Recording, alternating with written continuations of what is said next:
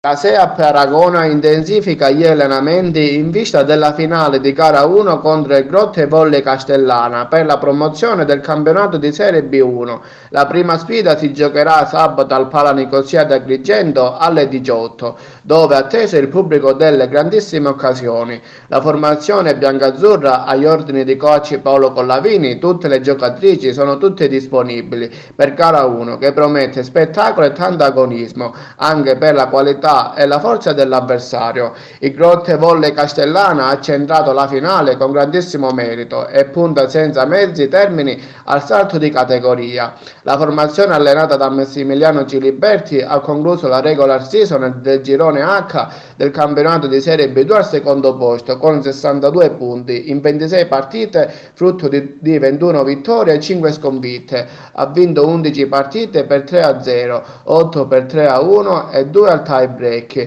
numeri importanti che dimostrano il grande valore tecnico della squadra pugliese che si sta adesso esaltando nei playoff.